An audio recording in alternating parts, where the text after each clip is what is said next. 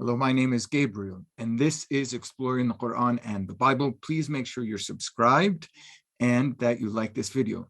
This video is a 5-minute short on Jesus in the Quran. So I'm going to share my screen and I'm going to quickly run over some major topics that are of interest to many of various faiths. Okay, I'm going to cover 4 topics in this lecture. I'm going to speak about, first of all, Jesus as a prophet to the Israelites, and then the signs of Jesus, and then Jesus and theology, and then finally Jesus in regard to Bible and Quran, same name, different character. Okay, let's start with the question of Jesus as a prophet to the Israelites. And I would just remind people that in the Quran, we have this formula according to which one prophet is sent to one people. Some of these prophets are known from the Bible, some are not. For example, the prophet Hud, not known from the Bible, is sent to a people named Ad. Prophet Saleh, Thamud, Moses to the Egyptians, and Jesus to the Israelites. And we see this explicitly in 2 different verses, both in Surah 61, first in verse 6, where Jesus says to the Israelites, I am God's messenger to you. And then in verse 14, where we see Jesus preaching to the Israelites, asking them to be among his supporters with God. And then we see them divided into 2 between those who believe and those who disbelieve. Just as a reminder then, Islam generally involves not only the acceptance of the oneness of God, but also accepting the Prophet. To be a Muslim, one must believe in God and believe in the Prophet. And we see this communicated in these prophet stories. Acceptance of God is not enough. One must also accept the Prophet. And this plays out in the contrast that we find between the Jews and the Christians in the Quran.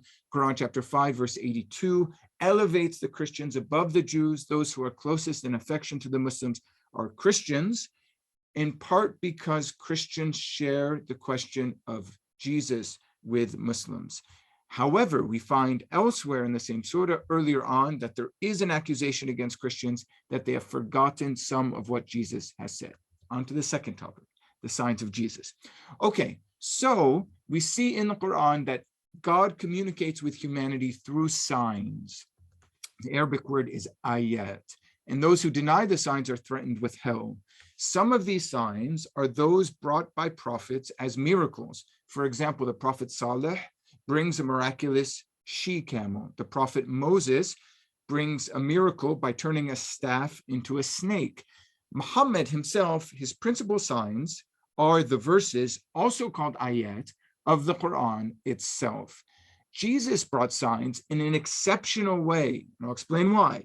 First of all, he brought miracles like prophets such as Saleh and Moses, but he brought more and more extraordinary, for example, bringing a bird that he formed out of clay to life, but also raising the dead, and also calling down a table from heaven. This is discussed at the end of Surah Al-Ma'idah, or the 5th surah of the Quran.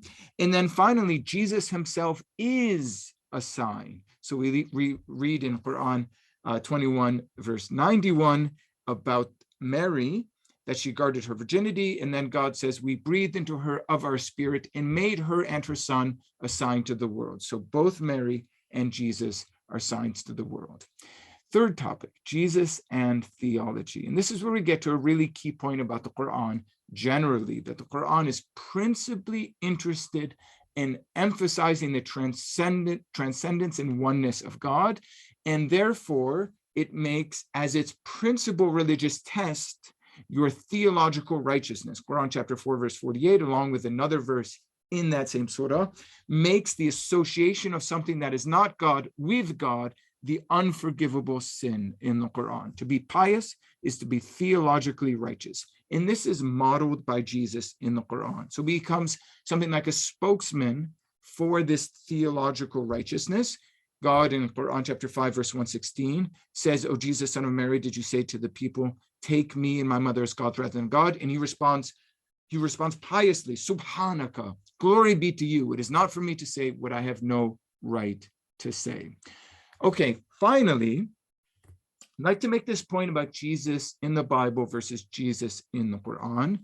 And that is that although the name is shared, actually it's a little bit more complicated because the Quranic name for Jesus is Isa, and the standard Arabic and other Semitic names for Jesus coming ultimately from the Hebrew is something like Yeshua. So there's actually sort of different names. Nevertheless, it's Jesus, both in the Bible and the Quran, but the Quran develops a particular image of Jesus, which is quite distinct. And we see this in part, and there's an image on the left side of the screen from an Iranian movie about Jesus, of this notion that Jesus was an exceptional prophet who was celibate, did not marry, and basically offered something like a reform of the Mosaic law, but was not a savior. And then we see this even more in the denial of the crucifixion of Jesus. So you see the shot of one of Ahmadidat's books with crucifixion or crucifixion, that Jesus did not at all die on the cross. Remember that in the Gospels, Jesus's role is not only his life, but also his death and resurrection. In the Quran, not only is his death and resurrection not important, it seems to be denied. It's a little bit controversial in Quran chapter 4, verse 157. Thank you for your patience with me. I hope you enjoyed this. If you would like to learn more about my thought, you can read my book, Allah, God, and the Quran. I'd also suggest some other videos that are produced from the University of Notre Dame. You can Google Reasons for Our Hope, YouTube, and you'll find some animated videos, all short, on the Quran, Islam, and Christianity.